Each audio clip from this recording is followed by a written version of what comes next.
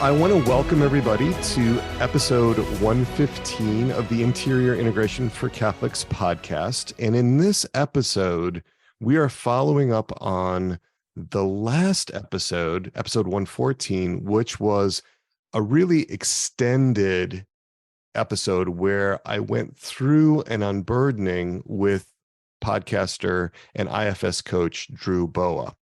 And so what we were thinking at Souls and Hearts, what Jody and Marion and I had discussed was, wouldn't it be interesting, wouldn't it be a good thing if we were to do a brief presentation and then a longer Q&A to address any questions that our listeners have, that you have in this whole area of unburdening, because it's something that is kind of unique, I think, to internal family systems. It's a major part of how that particular approach operates. And we want to make sure that we're clearing up any misconceptions and so forth about that. So excited to have so many familiar faces with us tonight. This is a live episode. We're recording this on Friday, June 16th, the Solemnity of the Sacred Heart of Jesus. And it'll be released on Monday, June 19th. And that'll be on all the major podcast players. And you can also get it at soulsandhearts.com/IIC, which is the landing page for this podcast. And what we're doing in Souls and Hearts more broadly, and specifically with this Interior Integration for Catholics podcast, is that we're taking on the tough issues. We're really trying to get to the human formation needs that we Catholics have. Why? Because we want to learn how to love. We want to learn how to be in a deeper, more connected, more personal relationship with the three persons of the Trinity, our Lord Jesus Christ, the Holy Spirit, God our Father, and then also the Blessed Virgin Mary, our Mother. And so that's what this is all oriented toward. It's great when we have better human formation. It's really important that we shore up that natural foundation for our spiritual lives. So that's what this is all about. And I want to introduce the lead navigator for the Resilient Catholics community, my right hand in that community, Marion Moreland. I'm so glad that you can be with us here tonight, Marion. Yeah, it's good to be here, Dr. Peter. Looking forward to the topic. Yeah. And then I also want to introduce the lead navigator for the Interior Therapist community. This is the community of Catholic therapists who are working on their own human formation.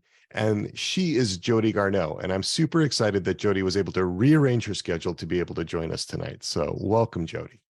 Well, thank you, Dr. Peter, for inviting me. And so the topic tonight, what's on the table tonight, is this whole topic of burdens. What are burdens? How do they develop? How do we address them? How can we be free from them? That's really what we're going to be getting into.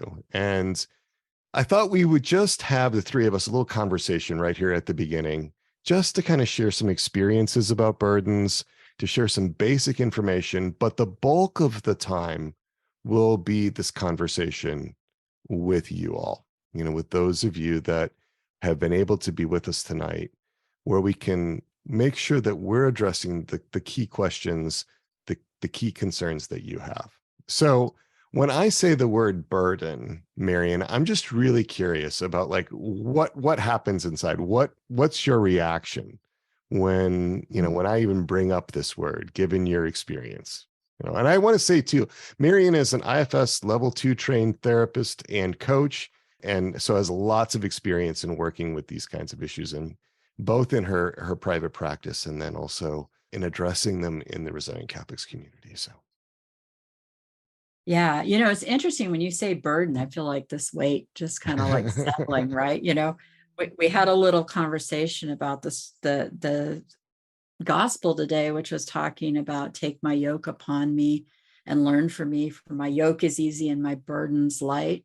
And I'm like feeling like this isn't light, when I think burden.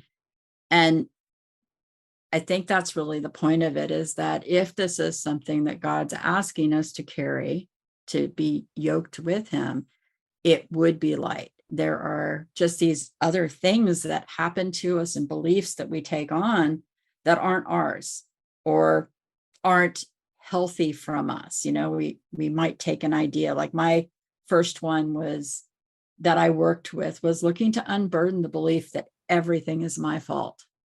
That was just a message I took on as a child. I have been raising my parents since I was very young, and took every bit of criticism that everybody directed towards them as my responsibility to somehow fix and manage. And being able to let go of that burden was huge, huge in my own life. And so it stands out, even being several years down the road, of how powerful that was. Yeah. What about you, Jody? Yeah, I mean, it is one thing I love about the language and concept of IFS. It does resonate with me as a Catholic, this idea that I have burdens, and then the notion that I can unburden them is just phenomenal. And I agree, Marion, like, I think those are some of the moments in therapy that really stick with me for my own work.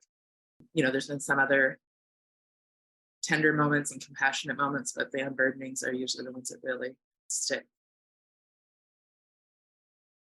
Well, thank you for that, Jody. And I also want to mention that Jody is also IFS level 2 trained, right? I actually am in my level 2 right in now. level 2 Sunday right now. I will be finished. Yeah. Trust me, Jody has enough experience of a level 2 yes. trained. She has taken more classes than any of us.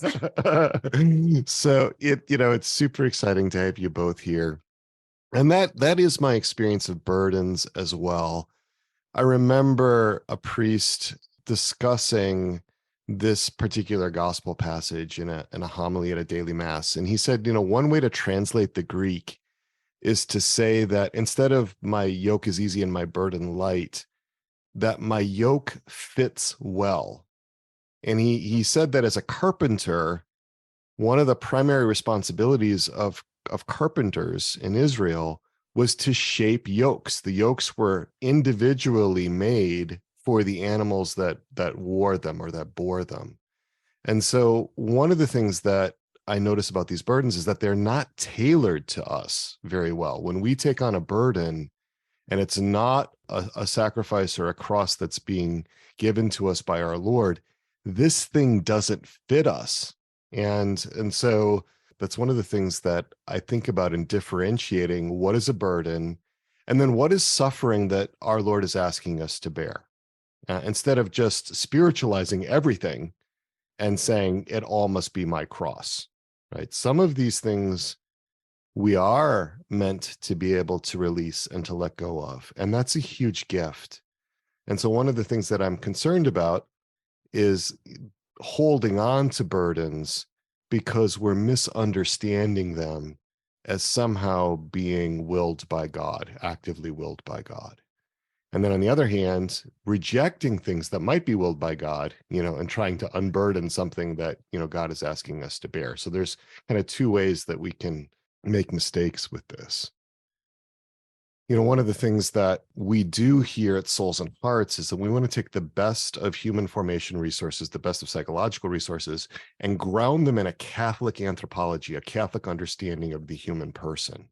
And so we don't want to leave anything out that could be useful and helpful, but we also have to be really careful to make sure that what we're taking in is conformable, that it's being customized or it's being modified so that it is consistent with what we know to be true by divine revelation through the infallible teachings of the church. So just want to reassure that parts that we are really working along those lines to ensure that. And when we get into this topic of unburdening and what that means, we want to be able to look at this through a Catholic lens.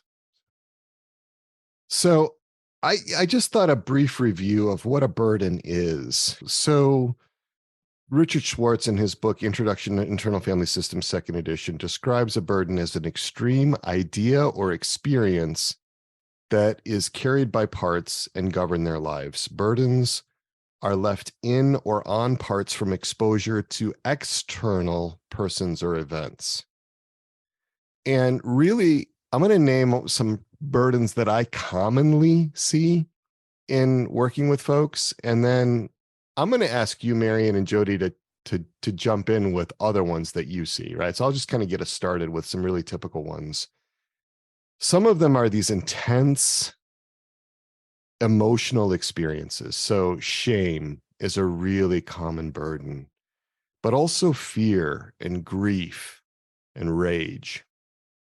And then it could also be a negative belief, a belief like, I'll never recover from this, or a belief that says, I'm worthless, I'm no good, or a belief that the world is dangerous and there's no place where I can hide. Or it could be an impulse or a desire, that is disordered in some way. I would also include body sensations, painful memories in these experiences. It's a really broad range of things that parts can be burdened with. But I just wanted to kind of open it up a little bit more and just, Mary and Jody, whatever you might add to that really brief description of what burdens might be. I recall like the burden of believing that I can't trust anyone. And it kind of a little bit similar to yours, Marion, like it's all up to me.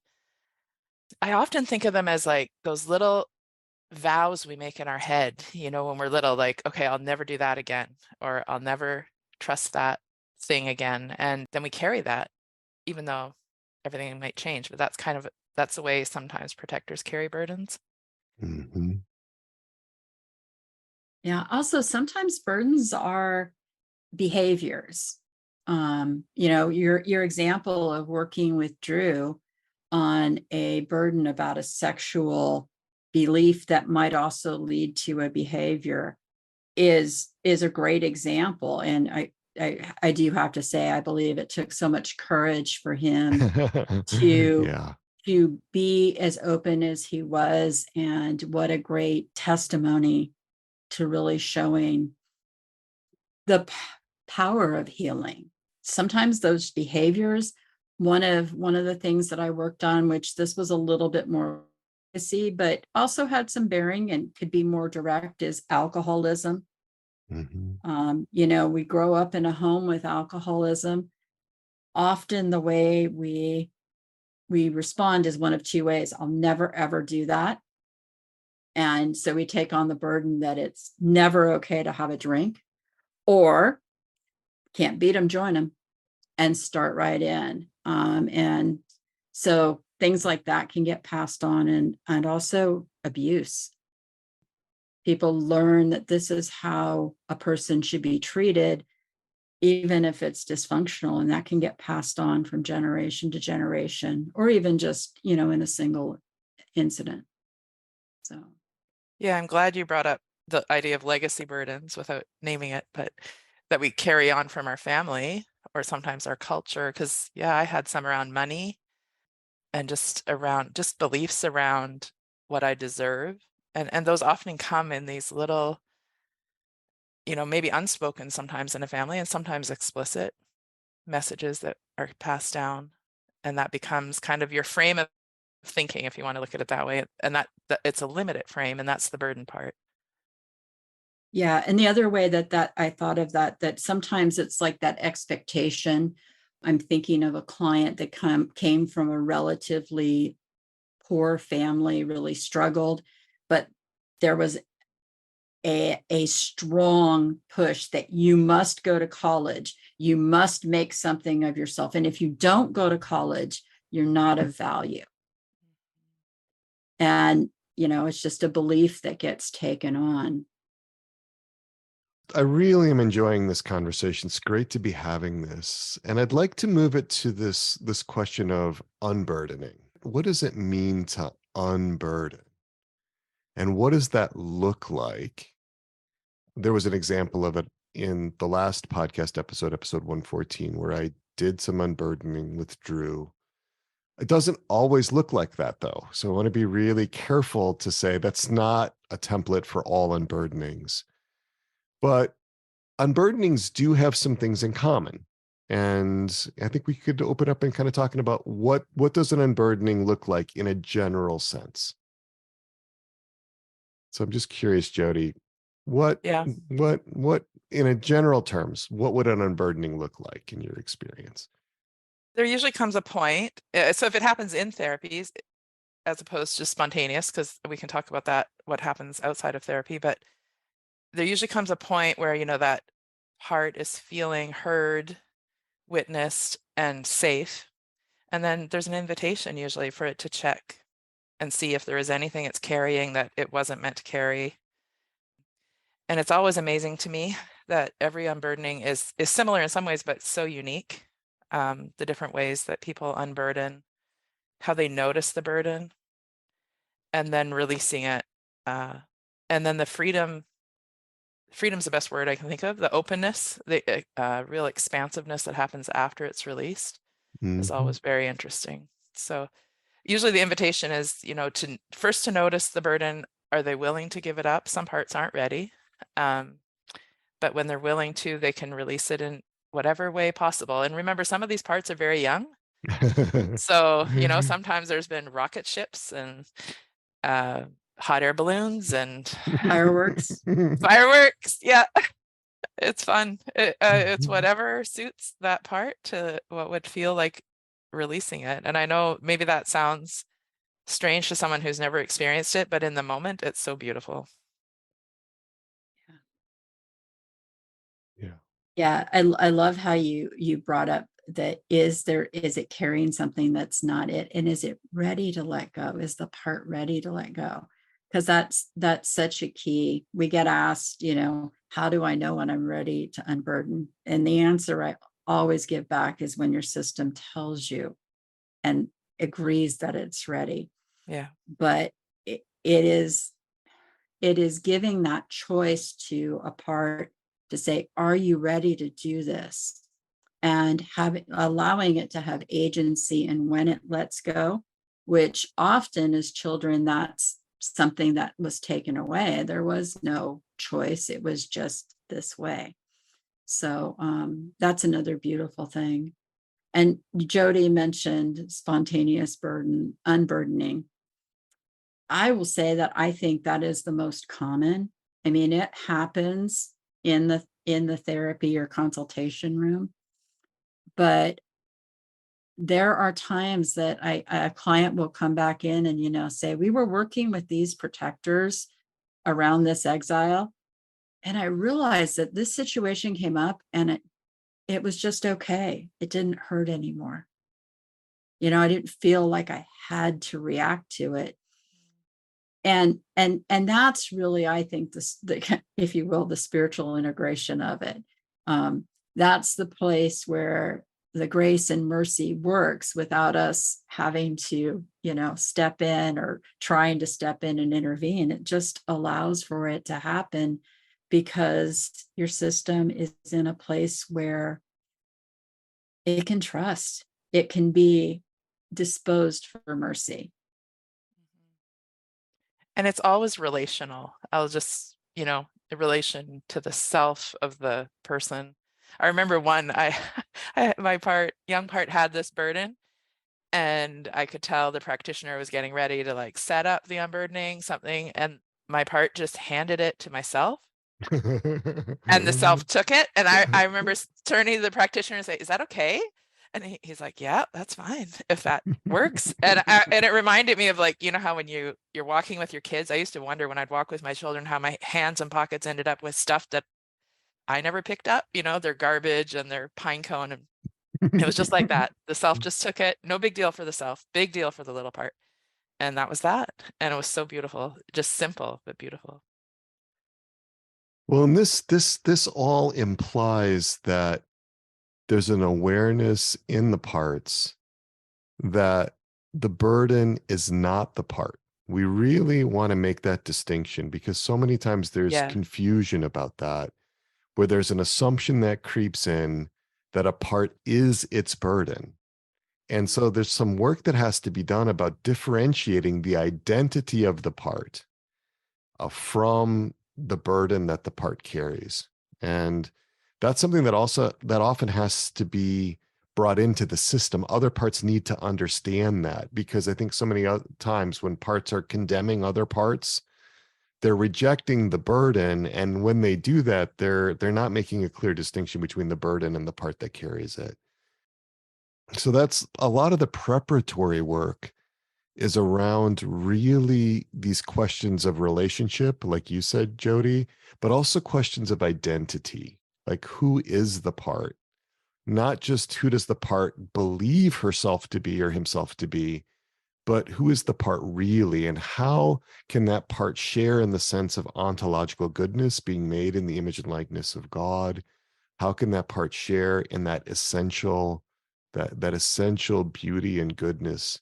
And so when parts begin to have a sense of that from being loved, and it's not just the love of God, and it's not just the love of other people, but it's also the love from your innermost self. That seems to be a really critical and important aspect to this, that parts have a sense of being loved by the self. This is that ordered self-love that St. Thomas Aquinas talks about, this sense of being really loved inside. And so I think that there's not a substitute for that. That's not something we can delegate to somebody else. We actually do have to value ourselves. We do have to see ourselves in all of our parts as good. And that's ordered and that's conformed to reality. So I just thought I'd make those couple of points. Yeah. Dr. Peter, I'm glad you mentioned that. And one I want to underline is a lot of therapists I run into as well believe parts are a result of trauma. It's like damage. This is fracturing. Right. This is not true. The parts have wisdom. They know what they were meant to be. And so that's why when I ask that question, is there anything in or around you that you're not meant to be or carry? They know. And so they have that wisdom, and they're not a mistake. They're not, completely broken. And once they're really able to be witnessed and loved, they can then kind of come back to what they were meant to be in the system. And that's what makes it so freeing. The person can then have access to these parts unburdened instead of burdened and stuck. Well, and I would say they're essential too, riffing off of what you were just saying, Jody. They're essential to loving with our whole heart. Yeah. That first great commandment, to love the Lord thy God with thy whole heart. And I think about that in terms of our parts, no part left out of that relational loving. And as I've gone further into this work and further into my own personal work, but also further in accompanying others in their work in various ways, I'm more and more convinced that we want to invite our parts into that experience of being loved and loving, that there are things that the parts can do that the innermost self can't do. There's things that parts can understand because of their experience, where they can make these unique contributions to being loved and to loving. And so this idea of loving with one's whole heart, it's not just about unblending.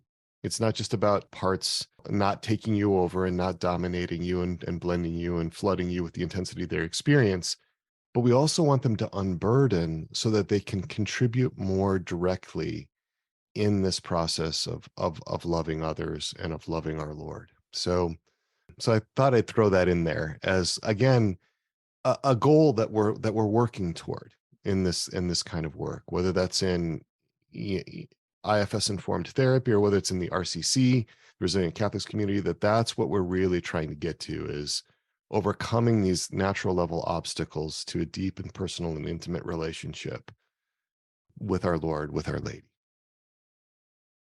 Dr. Peter, as you were speaking about this unburdening process, I just kind of had this image, of a person carrying a rock, and it's like a really big boulder rock, right? And you're trying to talk to them, and they're huffing and they're puffing because they're working so hard to carry the rock. They can't really think about what's going on. It's all about carrying the rock. And then when they sit down that rock and they can sit down, then you can have conversation, and it's easier to communicate with them. And I think it's that same way with the burdens, is when they can set down the burden, set down the rock, then it's so much easier for that love to flow within the system, because no one's worried about carrying a rock. Yeah. Well, I would love to open it up to questions. Yeah, we'd love to be able to make sure that we're addressing the kinds of questions that are coming up for you as we discuss this whole critical process of unburdening. We had one question that came in from before our meeting, and this question of, in unburdening, what's the meaning of the Mike Elkin saying? Mike Elkin is a senior IFS lead trainer, saying once a firefighter strategy gets into the system, it gets imitated. And he also speaks of addiction to shaming. Could you discuss unburdening these repeated burdens? So, this idea of these strategies, and I think this is what Mike Elkin is getting at, these strategies develop as a means to kind of cope. The burden is seen as something that either can't be gotten rid of or that has to be managed in some way. Just there's not an idea in the system that it could just be released. So it's got to be accommodated. And so an elaborate system of strategies comes in that involves multiple parts, not just the part that carries the burden, but the parts that defend against or guard against the part that's carrying the burden, or try to protect that part that's carrying the burden from being injured even more. So this is where parts move into extreme protective roles. And so it's not just the part that carries, for example, the grief of an unresolved loss or the shame of having been shamed, but also the extreme roles that protectors take on. And that gets solidified within the system in ways that are often quite predictable, that go in cycles and so forth. I think that's what Mike Elkin is getting at with this.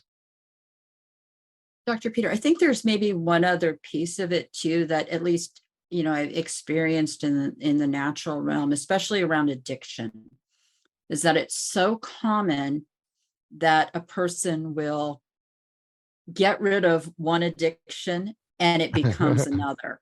Mm-hmm. How many people say, I'm going to quit smoking, and they gain 40 pounds, right? There's studies out there that people that lose a lot of weight and maintain the weight loss suddenly develop this real strong affinity for alcohol, all those sorts of things. And I think that's also a place where the strategy gets duplicated. Mm-hmm. Okay, well, I don't have that coping strategy, so let me find a different one. Right. And continue to follow through that cycle. Well, that gets us to that question of wanting to get to the actual burden, not just in the symptomatic expression of the burden, right? Because you can get what Freud calls symptom substitution, right? We're just substituting some other way of expressing the distress or some other way of trying to resolve the underlying problem or manage the underlying burden.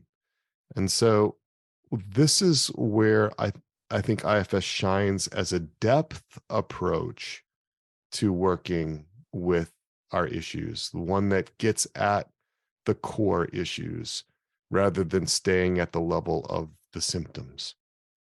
And Dr. Jerry Crete, Dr. Jerry at Souls and Hearts, and a number of other therapists will look at addiction as a maladaptive solution, a maladaptive attempt to solve a problem. It's a way that parts are trying to cope with something that feels overwhelming.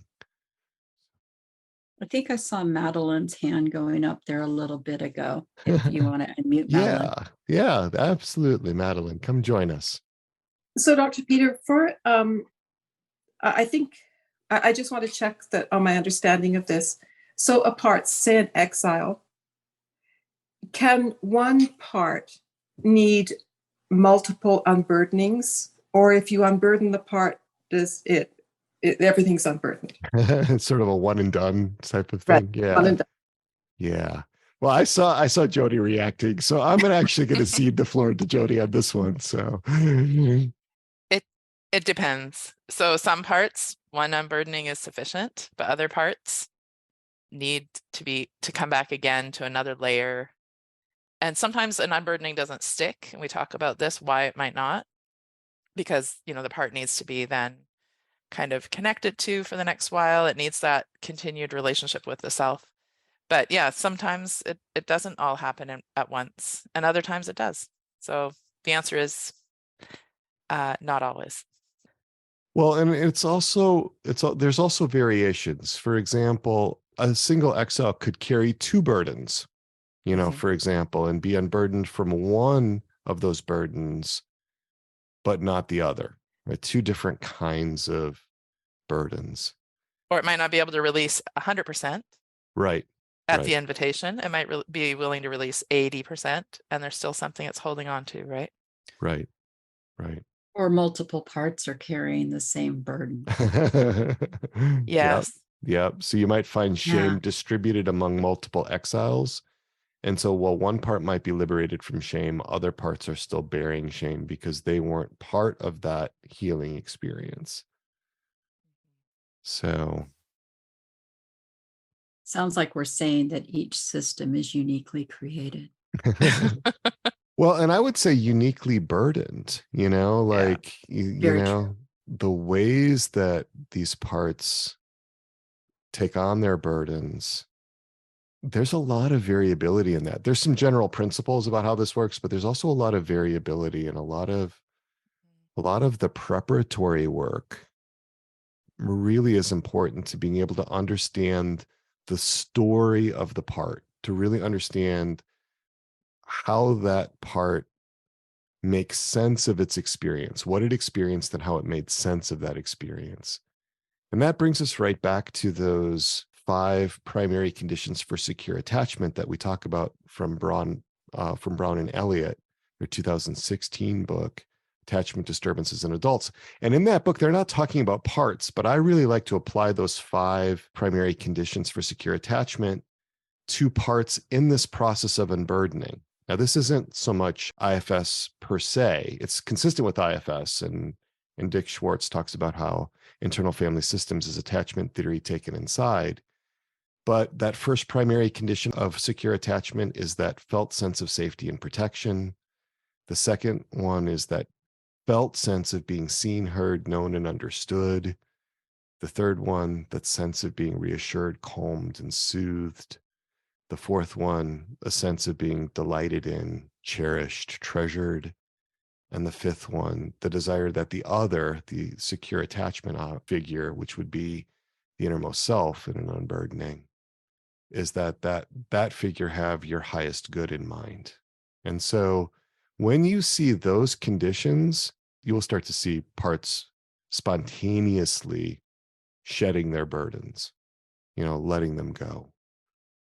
Might I say too, Dr. Peter, that sometimes a burden comes through a single incident, and other times it's through, kind of chronic misattunement, like an attachment rupture right at the beginning. And so some of those more long-term experiences may need more time with unburdening. And one thing we sometimes find is people will be working with a part and they're like, yeah, it's 13. And they'll be like, oh, now it's 5. Oh, now it's 2. And that's why I have the nesting dolls here, that I compare it to nesting dolls, right? Our brain, in order to organize the trauma, we put it kind of in one column, but may have happened at different ages and stages. And so the unburdening might have this trickle down effect, but it might also need to happen at different stages. So that's very typical as well.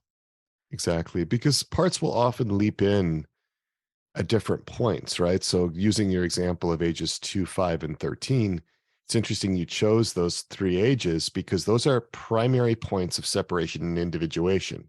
So if 2-year-olds are all about, no, I'm not you. I'm not my mommy.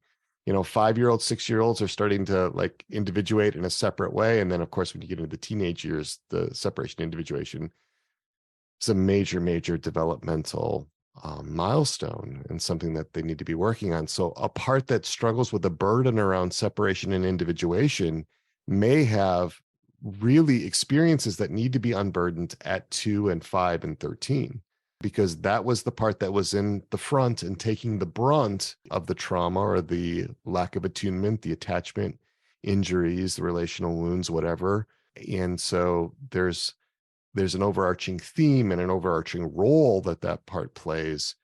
But I also want to emphasize that you don't have to necessarily unburden every negative thing that ever happened, right? You don't have to do like 678 unburdenings because, this is what this part went through on 678 different occasions. That these conditions are much more important that they be met. And the rest of it is details, Especially if you look at the idea of the belief being part of the burden. So the belief is a conclusion the part made based on its experiences. And you don't need to actually remember. Right. A lot of people go into their head. They're like, I don't remember this ever happening. I don't ever remember this type of distress. The part remembers, right? That's with Bessel van der Kolk, and the body keeps the score. The part remembers. And so let it go through the healing. And that's why we stay with it. Yeah, you can't think your way out of burdens or trauma. Actually, Bessel says all trauma is pre-verbal, and it doesn't mean it happened to you before you had words, but where it really kind of gets into your system is not a verbal part of your experience. Yeah. Right. So other questions, you can see how we can go on and on. Just need a little prompt, but I want to really make sure that we're addressing questions that you have. And again, feel free to submit them via the chat as well. And there is one that kind of gets brought up and we haven't touched on that we're hearing more about, and that's unattached burdens. And I feel like that could be a whole podcast or 10, but it's probably worth kind of throwing out a little bit of conversation about that. I know Robert Falconer came out with a book recently on unattached burdens, and I know some people have read it and been asking questions. So maybe I'll flip that over to Dr. Peter and say, would you like to jump in on that a little? On unattached burdens? Sure. So I had the good fortune, I had the blessing of actually having Robert Falconer on my level 1 training. And during that training, I was bringing up questions about evil. And so he said, well, why don't you come join me? And there were a few others that were involved in that, including Dr. Peter Martin on that training. And he gave us his approach to unattached burdens. And so the IFS understanding of entities that are not in your system, right? So these are not parts of you and they're not your innermost self, but they somehow attach themselves to you. And so this is the only time in a model of the psyche, a model of the human person derived from sort of secular bases where there has been a space for demons, really. This is really the place where IFS acknowledges spiritual realities and says, yeah, they do have a real impact on us. Now, you're not going to find this in the Introduction to Internal Family Systems. You're not going to find this Internal Family Systems Therapy 2nd edition. There's some hesitancy, I think, to kind of discuss these things when people are first getting introduced to IFS because it might sound a little woo-woo or, something like that. But it was actually really comforting to me. And I have seen Dick Schwartz work with unattached burdens in live demos where these realities are being recognized. And so these are burdens that are not personal burdens. If you've experienced something in your childhood where, you were burdened with shame or with unresolved grief or things like that, that was because of a personal experience. The legacy burdens come from a family experience, and unattached burdens are these spiritual entities. And at the time that I went through the training, and I've not read Robert Falconer's book, so I'm assuming it's the same, but he identified basically 4 different types of unattached burdens. And one of them would be basically malevolent spirits, or what we would think of as demons. There is some caution within IFS circles that's actually remarkably consistent with what exorcists say. And that is, most of the time, we're not actually dealing with possession where the person's dominated by a demon or an unattached burden. In IFS circles, there's going to be the saying that, most of the time it's a part Once in a while, quite infrequently, it'll be an unattached burden. But we want to really start with the assumption that it's a part until we see otherwise. And I've seen this a lot. I've seen parts that have identified themselves as demons because they were told that, or they were demonized, literally demonized by other parts. There were parts that came to that conclusion that they were demons because of the experience of rejection, because of their own experience of evil that was not originating within them, but was originating outside of them. But since they bore the impact of that evil, they somehow incorporated that into their own identity. And so this process of distinguishing between what is a part and what is an unattached burden is something that's really, really important. But you're right, you can go on and on about that.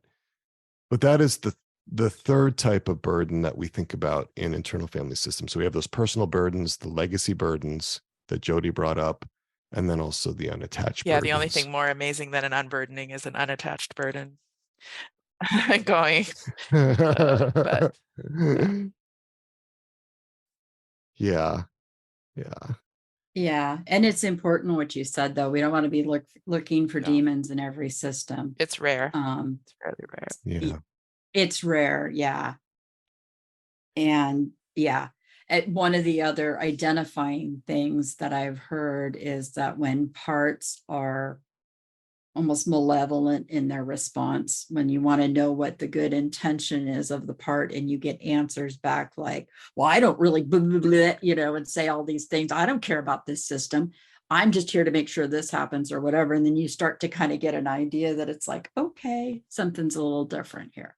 Right. So it's normally pretty extreme I've had limited work with that, but every other more experienced person has said it's pretty rare. Right. And Robert Faulkner would say that as well. And then I would also just caution folks that if you really have gone through a process, and this is what the church offers us, is to eliminate natural level explanations first before we start approaching this as if it's a demon. If you are at that point, that would be something that you would want to take to your diocesan exorcist or something like that. I'm not a big fan of therapists getting out of their lane and doing work with unattached burdens. That would not be consistent with the way that we understand these spiritual realities within the church. So, yeah. Yes, Madeline. Dr. Peter, you mentioned that Robert Faulkner identified 4 types of unattached burdens, one of which is malevolent, which we might call demons. Just out of curiosity, just what are the other 3? And are they not malevolent in the same way? I'm just trying to figure out what. Yeah. He would have some that might be more neutral, more like lost spirits wandering the earth. They don't have equivalents in a Catholic understanding of the spiritual world. And so there's not going to be a one-to-one correspondence. The ones that tend to be the most problematic are the unattached burdens that are malevolent and more and are analogous to demons as we would understand them. Thank you. Yeah. Other questions? Here we go. We've got some questions coming in. So from the chat, with unburdening, would you elaborate again on following up with a part once it's been unburdened? I have a burden of anger about neglect and a protector that has blocked it physically that goes so far back. A part of me believes lifting these ancient burdens is impossible or will electrocute me. It's so physically painful. I also believe it's a legacy burden. Multiple parts are carrying the burden. It's so complex. It's hard not to feel daunted after 20 years of healing still ongoing, but that's a part I'm sure. So not giving up, hoping for the spontaneous shedding. Yeah, this is very helpful. Thank you so much for addressing this from so many angles and with some detail. Your patience is helpful to see and absorb. So following up with a part after it's been unburdened is so important, because there can be this fantasy that once a part is unburdened, that's it. Bada bing, bada boom. It's all gone, one and done. But because we are embodied beings, we want to establish a new neural network. We want to redo the neural networks, the actual neurochemical synapses in the brain. There's an old saying in neurology that what fires together wires together. And so this isn't just a new pattern of thinking or a new way of believing. It's also something that needs to be reinforced at a neurochemical level, a neurophysiological level in the brain. And so the recommendation is that you work with these parts that have been unburdened for 21 to 28 days after the unburdening to really solidify that neural network, the rewiring that's happened. We're not just suppressing an old neural network by building a new neural network over the top of it. We're actually staying with one neural network that is being entirely reconfigured. And that's a difference between symptom-focused approaches, I think, and depth approaches, like what we're talking about in internal family systems. We're actually wanting to rewire that rather than just superimpose a symptom containment neural network on top. And so that consolidation also is really reassuring to our parts that I'm still here. I'm still here as the innermost self. I'm with you. You're accompanied. Because if parts begin to feel like they're isolated again, if they're left kind of in the sense of being alone, they might start feeling abandoned. They can fall back into their old patterns. And so it takes about 21 to 28 days in terms of the experience of this, of clinicians and of those that have gone through unburdenings, for that to really become the default way of that comes naturally, that new way of being becomes more integrated, more consolidated. So that's what I would say about that. But I can imagine, Jody, Marion, that you might have some things to add to that question or to that response. Well, I just want to add the practical piece, and because I don't know if the person's asking from that perspective, but checking in means, you will have done something, again, relational in the unburdening. So going back to the part, it will have taken on a new place in your system, checking in if it's still doing okay. And this can take like 1 or 2 minutes. And I know the people in the RCC are very used to check-ins. It's a brief, connect it, check-in on a daily basis. And you can imagine for parts that have not had reliable attachments, that having now a self that is reliable and does what it says it will do means a lot. So it is brief, it's connect it, and it's just that attunement, like I see you, you're doing great still, wherever it's relocated. I love a lot of my clients, their parts will go into their heart and they can just do this, or they'll be beside them. They can do a physical thing that even if you're at work or with your own children, you can just kind of put your hand here and acknowledge the part. And that's just so important.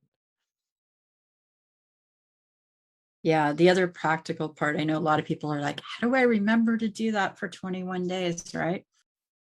I had that problem early on, and I started to take to having little things like I have a little angel that was given to me, and I'll put that in my pocket, especially when I'm working with making sure that I connect. So it's something that's unusual. So when I empty my pockets, I'm going to see this and note and be reminded. Also suggested set an alarm on your phone. We use them for everything else. Use them for this because it's important. Yeah, so that's just the other thing. It's like, how do I remember? And our parts probably aren't going to object if we miss a day, as long as we're really consistent in there. And we can repair and say, I'm really sorry I didn't make it yesterday. Everything got out of hand, but I am so glad to be with you now. Reparation. Exactly. And there was this question of neglect coming up. And when you're dealing with neglect, in my experience, it takes a little longer because, you're dealing with something that was missing. With abuse, for example, there at least was a relationship as distorted as it was. There was a recognition of the other. Whereas with neglect, that's harder in some ways because of the alienation and the complete disconnect that can come with that. So the neural networks need to be built more fully, I would think, with that. And I'm not a neurophysiologist or neurologist, but I think there's some additional work that has to come with that. But it can happen still pretty rapidly because parts have a willingness to experience something new. And once parts begin to see that other parts are unburdened, and sometimes we start out with unburdening things that are not the heaviest stuff, the most serious stuff, but they see that, oh, some other part got unburdened from something that was lighter. There's this belief that it can now happen. And so Richard Schwartz has this example of the pickle jar, and that if you can get the first pickle out of the pickle jar, it makes it easier to get the rest of the pickles out. So that first unburdening helps to demonstrate to parts that this can be real. So. And also, I was just thinking in regards to the question about like when there's multiple parts and it's been there so long, it's almost hard to believe that it could be unburdened. That would be the part I'm turning to first, is working with that part that is struggling to believe that it is possible. Not going to jump to the unburdening and bypass, because that's a legitimate concern that the part's raising. So we always want to make sure we turn to the protectors. Right. And right. all of them are okay with it before we start moving to an unburdening.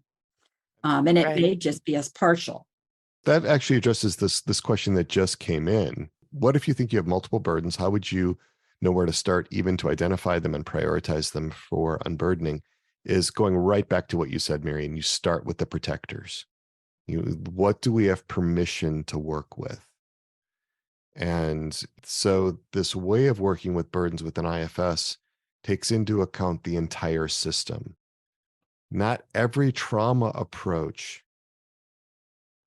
takes into consideration what our protectors are thinking and feeling. Sometimes they want to go right to the exiles, right? Yeah. Right to the trauma, right to the parts that are burdened. And there's this like sort of narrow focus on that. That's not considering what the impact of this is going to be more system wide. And then there can be backlash because of I also, Marion and I were in a addictions training last week with C. Sykes, who's one of the leading trainers dealing with IFS and addictions. And she said something that was actually really clarifying and comforting. And I see some of you asking about, these really big burdens there's parts that have this belief that your burdens are especially difficult and whatever has to happen to them is so big. And what C said was what the parts really need is what they didn't get back then. And that's usually pretty simple in terms of attunement. I see you. I love you, right?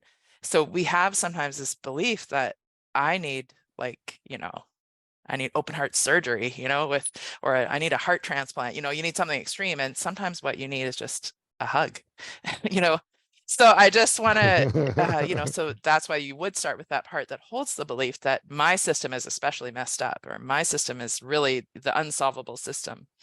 We start there. Yeah.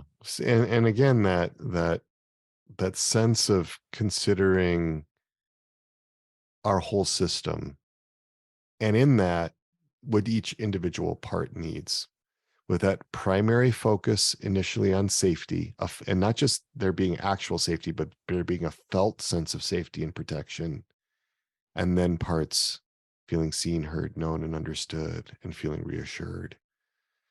And so going to one of the questions we had here, do things like healthy sleep and eating, exercise, relaxation, and other things that don't involve specifically going inside help our parts during the interim period? They can. Those can be useful adjuncts, but you won't get an unburdening unless parts have those critical primary conditions for secure attachment. So those are useful and helpful things, those external things in a sense, but we want to make sure that we are actually not attempting to somehow bypass the relational work with the parts by substituting other good things. Well, and in some cases, that's exactly what has happened to the parts. You can't just take a child for a walk and feed it and expect it to be a healthy child. It needs that attachment. And so, yes, the food and the exercise and those things are important pieces. But if we don't give it the attachment and the connection, those things, there's still an absence of what the actual need is. We had a great question here about a hiding part. And I have a particular affection for hiding parts. And let me just explain a little bit about what I mean by a hiding part. Hiding parts are those that either hide themselves or hide other parts. And they can be really effective at this, kind of like nothing to see here, right? Nothing to see here. So this question goes like this: a question about how to unburden a hiding part, what seems like a complex and wily part which conceals from the self the intensity of other parts' experience, keeping them out of the self's conscious awareness. How can the self approach a hiding part that is hiding so well? Well, generally, a hiding part is going to be a protector. Doesn't always have to be that way. But I start with the assumption that this part is trying to help and that there are reasons for why it hides. And with hiding parts, there's a special need for delicacy and pacing and allowing that part to modulate or titrate how much connection is okay. So I'm kind of reminded of that scene in The Horse Whisperer where Robert Redford is working with a traumatized horse, really patient. And there's a lot of work around allowing that part to engage or disengage to the degree that it feels safe. And so I've worked with systems in which I thought there was a hiding part. We weren't in touch with that hiding part, but we would like leave notes for that hiding part, or we would just sort of say things that we thought the hiding part might overhear, right? Because parts are also really curious. They do want to be helped. They do want to be heard. They do want to be healed, but they're struggling so much with this question of safety. So when I'm working with hiding parts, or when I suspect a hiding part might be around, and I identify a fair number of these in the initial measures kits reports that we do when somebody applies to the RCC, we have these 2 hours of measures that we do. It's about 16 measures. It takes about 2 hours to do. And I would say that maybe 20 to 30% of the cases, we see a hiding part, a part that hides itself or hides other parts. So actually pretty common. But what always seems to be driving that behavior is a lack of a felt sense of safety and protection. So what I would be thinking about with these hiding parts is, how can I help that part feel safe? How can I help that part feel protected? How can I build the trust with that part? And it's really important then to work in a way where we're not dominated by a part that has an agenda, that's chasing that part around, that's trying to get that part to reveal what the issue is, and so on and so forth, but to let the part come to us, let the part come to the innermost self. Is what I would be thinking about with that. Yeah, and sometimes just putting out there the gratitude for how that part has been helping and Mhm. really working to help. I think sometimes hiding parts look a little bit like dissociation. There was something that just was too big to be remembered, and it's there.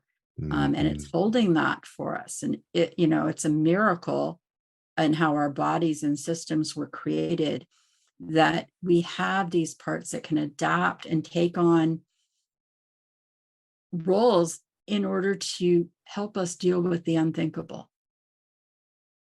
So shifting that that dialogue from a hiding part being something we kind of have to seek out to something that maybe there just needs to be some gratitude and recognition of thank you. Mhm.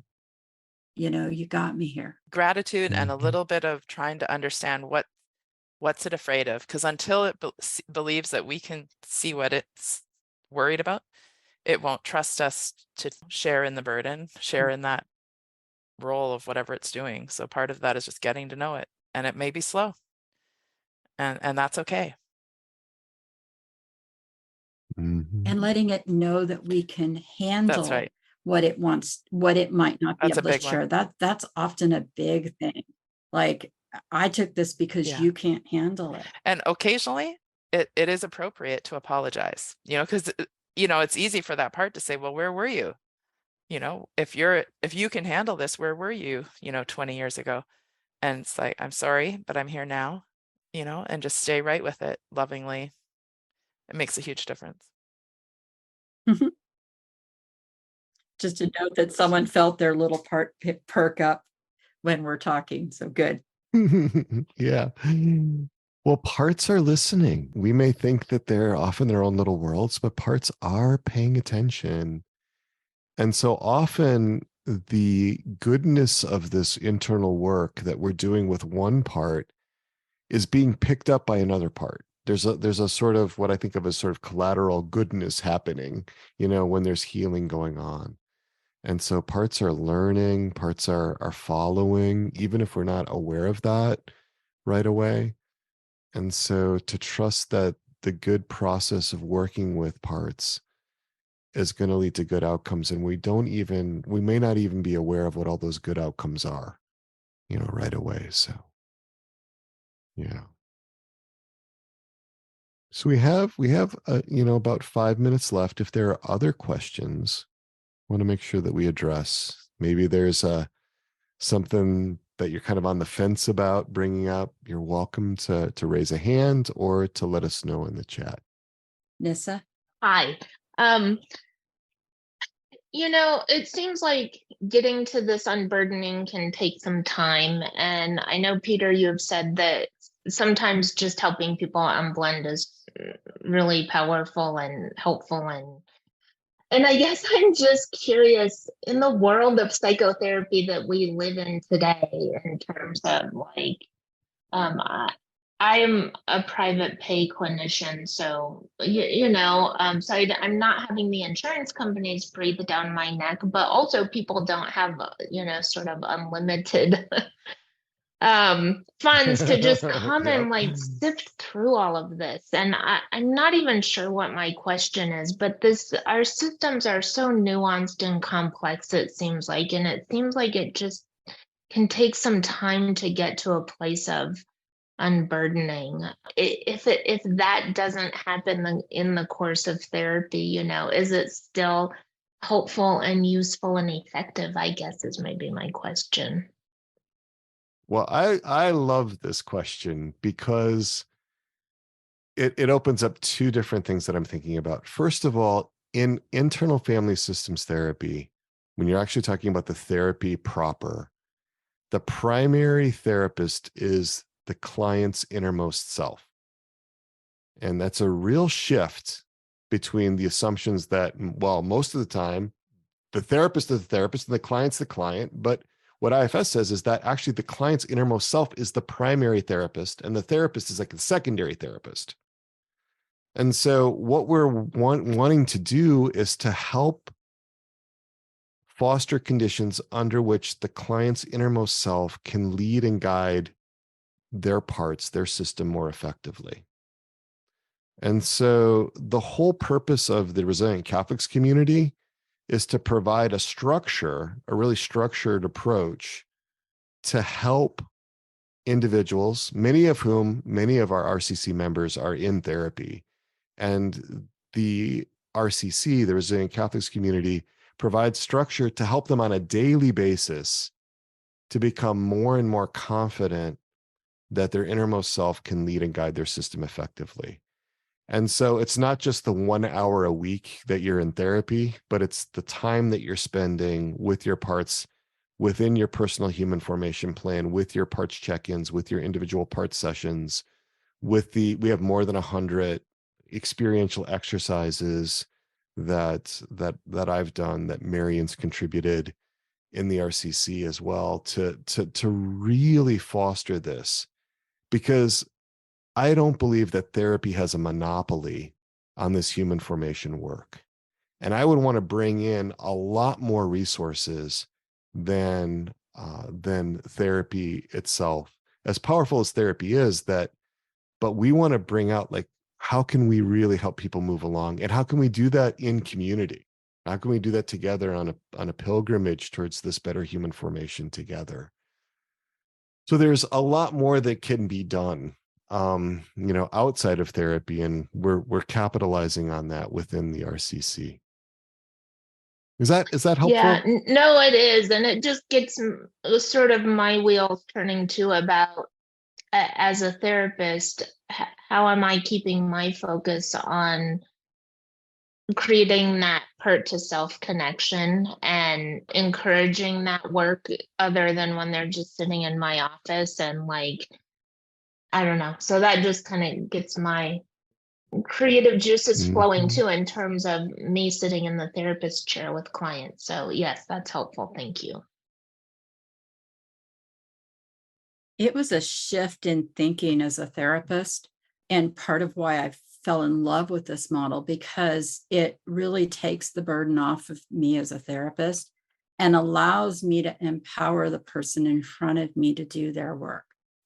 It's just, that's what I love about it. So what I have found is that sometimes it's a deep going inside, kind of working with a part, and other times it's playing parts detector for them a little bit, so that they have these parts they can begin to work with. And it allows us to kind of help in that human formation from inside our room. And I'm a big fan of, like, spreading out appointments a little further, so people have time to do their own work. They're not just becoming dependent on going to therapy or going to coaching or something like that. If we were all operating off of the original psychoanalytic model of 5 days a week of therapy, we could move faster with therapy. But in the RCC, for example, you're in touch with your companions on a daily basis. And, you meet with your company once a week. And so there's the support as you go through, because you don't always need a full therapy session. Sometimes you just need a little boost from people that are working in a similar way. So, so we want to be able to leverage that in support of, the work that someone's doing with their therapist. And then we have a number of people in the RCC that are doing this work on their own without therapy. Although, that can be more difficult when you're getting into these really difficult situations. It can help to have another self, another innermost self to support. I was going to say, that being said, some people have, every system's different and your past is different, that some people have the need for that more regular support from a therapist one-on-one. And I always, sometimes have clients apologize. They're like, I can't believe I'm still finding more things. And it's like, Dick Schwartz goes to therapy. So all the lead trainers are in therapy. So, he's had 40 years to straighten it out. It's just, I figure if you're still alive, you may still need therapy. So, but just so there's no shame with that. And also with people may have heard today about unburdening and think, I've been in therapy for a year and I haven't unburdened anything. And it's like, when your system is ready, and I see the question somebody asked there about backlash. Yeah, a healthy, well-attuned IFS therapist will not push an unburdening. It will happen when the system is in agreement. And that's the beautiful mystery of it. These parts actually hold control, not the self. And so we just go at the pace that works, and slow is fast. We know that. Mm-hmm. And this, just to kind of nuance the response to the question about backlash, it can be that at the time that the unburdening happened, that all the protectors were on board and nobody was being violated. No part was being, overexposed or violated in any way. But there wasn't the follow-up, right, that we were talking about before. So then the backlash can come in because of a lack of follow-up. So that's why that follow-up is helpful. That's why that 21 to 28 days. And even in the last episode where Drew Boa and I were discussing his experience, he didn't do like all of that 21 to 28 days. He was pretty open about that, very honest about that, but it was still really helpful to him. He was still able to find ways to consolidate this. So I want to stress that this is a really approximate endeavor, right? There's lots of room for making mistakes in the journey, lots of room for missteps. We're not going to do this perfectly, but there's still great good that can come from that approximate aspect of it. So, yeah. And often that backlash I haven't seen it be really huge. I've seen it be like little acting out sort of things, but not anything that feels really dangerous. It's just like, wait, hey, you're not listening to me again. Hear me already. Well, yeah. Right? And also And- the protectors yeah. need to be updated because now their job changes. And so if the therapist doesn't do a Right, proper right. update of the whole system, the protector's left thinking, now I'm useless. Like you just annihilated my job because this part's not screaming anymore. And so part of it is helping the protectors find their new place in the system because they too have a place, right? Actually, So yeah, it's Right. it's a process. And you know what? It's Yeah. relational and you guys, I don't need to tell you, relationships are kind of messy. And so it's just a process. Mhm. I'm glad we got that in there, that after the exiles are unburdened, their protectors can be unburdened from their extreme roles. And that part of that unburdening process is to take in qualities, to take in a kind of goodness. It could be playfulness or, a new role within the system, once the protectors are no longer forced into those extreme roles of having to protect or protect against an exile. So we negotiate that with them as well. So that's part of a formal unburdening. In the RCC, what we don't do formal unburdenings in the RCC because that's really the realm of, if you're going to do an unburdening protocol, that should really happen within therapy. But what we do see in the RCC is quite a number of spontaneous unburdenings, ones that we're not particularly seeking out in a very focused and agenda-driven way, but ones that happen because the conditions are right. So, well, I want to really thank everybody for being here tonight. It is such a pleasure to do these with a live audience. I want to express my heartfelt appreciation to you, Marion, and to you, Jody, for joining me, for us to be here on a Friday night together, to give your time and your talent and your expertise and your insights. And then I want to thank all of you that came and that asked the questions and contributed to this conversation, and offered an opportunity for us to be able to expand on these topics that are so important for those that'll be listening to this episode. So a lot of gratitude for you as well. And I just want to check in if there's anything else, Marion or Jody, that you'd like to say before we close. Yeah, I just think there were great questions. It just is kind of evidence of the work that each of you are doing in the questions that are coming forward. So keep up the good work. And any therapists who might listen to the podcast who are interested, we will be starting new groups for September, so they can reach out.